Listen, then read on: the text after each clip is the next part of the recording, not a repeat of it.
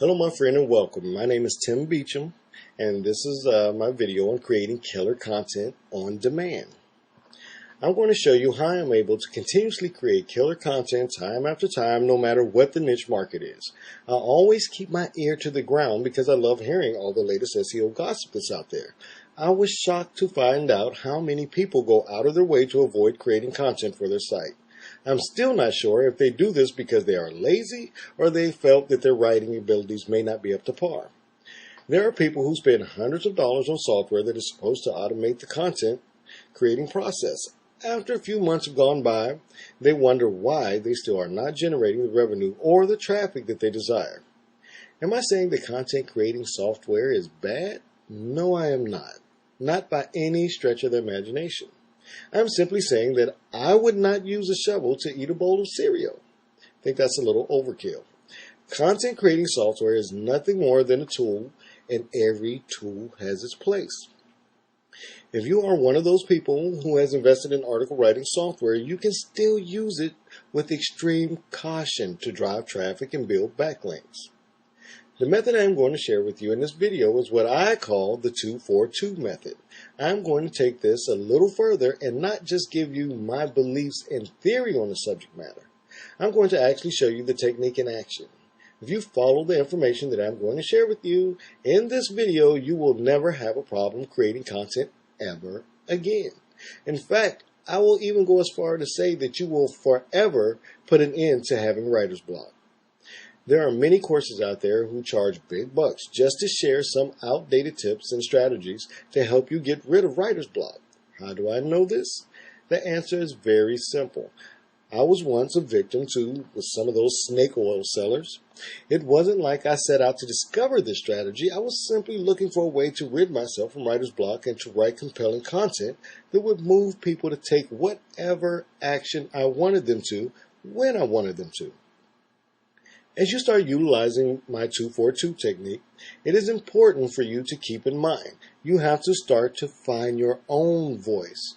Personally, I prefer the storytelling method of writing because it holds my attention and I find it to be way more effective, especially if I can relate to whatever the writer is talking about.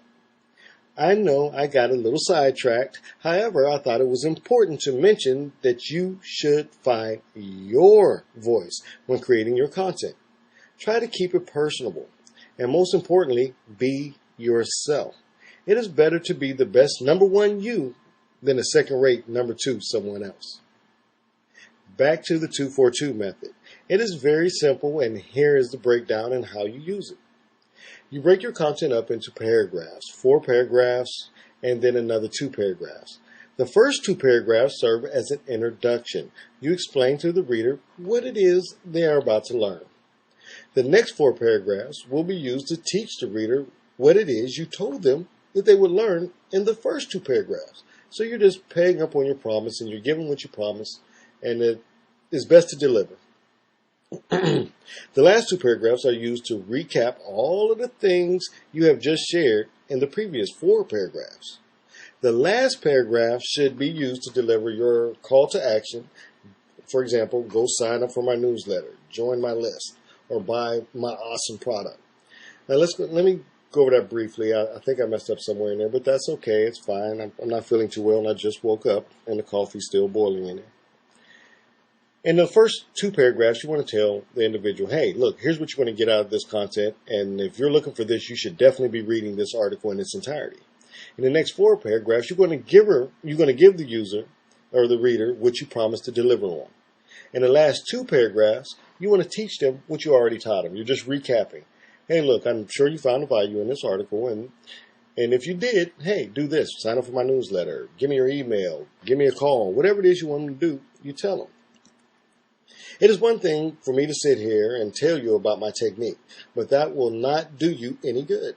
Let me show you my strategy in action. As I was putting together this presentation, I was looking around the room trying to think of something that I could write about. I seen my iPad sitting on a cradle, and I decided I could use that as an example. Here's my article on the Apple iPad and how I came about structuring everything. I start off by opening my template, which looks like this. It simply has a title, then I have the words there on the paper, 2 paragraphs, tell them what you're going to teach them. I have a little space in between, 4 paragraphs. Teach them what you told them you would teach them. Then then 2 more paragraphs, or the final paragraphs in closing, tell them what you taught them and give them a call to action. I go down and I simply fill in the blanks. Remember, I told you that I was going to write about the iPad. Well, here is what I came up with. It took me about 10 minutes to put this article together. I started out with the title, Apple iPad Review. The truth may shock the hell out of you. Now, I'm pretty much known for writing controversial headlines that convert extremely well. And it's not that I do utilize some headlines. I collect headlines. Matter of fact, I have hundreds of headlines from other internet marketers, books, newspapers that I thought was good. I write them down. I put them in what I call a swipe file. But anyway, then I tell them what you're going to teach them. And for example, I'm not going to read the whole thing here, but in this article, I'm going to show you under the hood and give you a down-to-earth, no-holds-barred Apple iPad review. I put barred there. By the time you have finished reading this article, you are going to feel one of 2 emotions. Either you're going to totally hate the iPad, or you're going to run out and go buy one right away.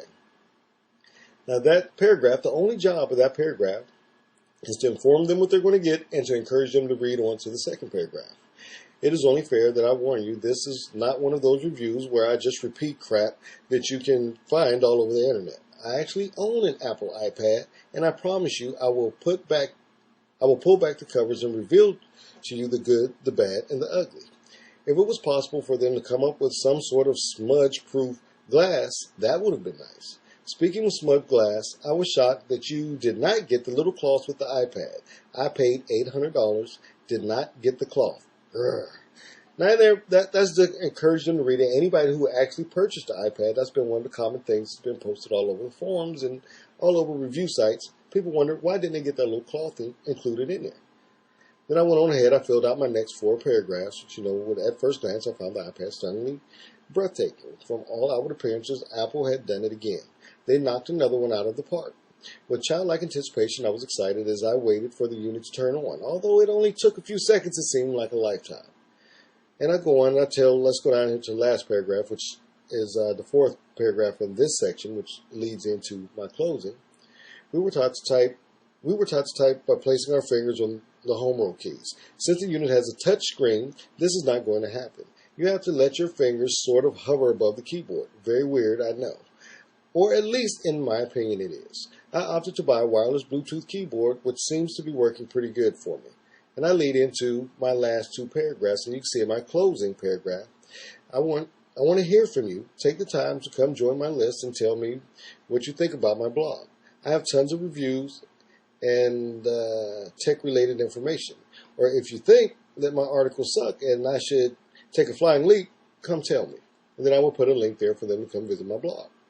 And believe it or not, I receive a lot of conversion ratio, a lot of people sending me emails telling me, hey, look, dude, I like your articles, I like your style, I like this, I like that. And occasionally I do get one where people tell me to take a flying leap or they thought that my articles suck. It happens. Now I want you to take a look at the full-blown article. It took me about 10 minutes to look up a few things and to get a few general ideas what I was going to touch on. And I mentioned everything leading on down to my call to action. And your article and your content on your blog, if you use this for your blog, you can have a call to action, sign up for here, visit some of my other advertisers, whatever the case may be. But when I write this article, I use it on my blog. I use an article spinner, which we'll talk about in later lessons. I use an article spinner that makes unique content out of each article and allows me to create other pages, like Squidoo pages, submit to article directories, etc., etc. This article will be revised in about 200 or 300 different versions, unique versions of this article will be created and sent out to other blogs and article directories. Well, that is my 2-4-2 method. I hope you like it. I hope it made sense to you. It's the first time I ever publicly went out to share with anyone, and I tried to share it in the fastest amount of time and still get all the content in there. And this is Tim Beachum, and I hope to see you in my next video. And if you have any problems with anatomy and money making, please let me know. I'm here to help you. Take care.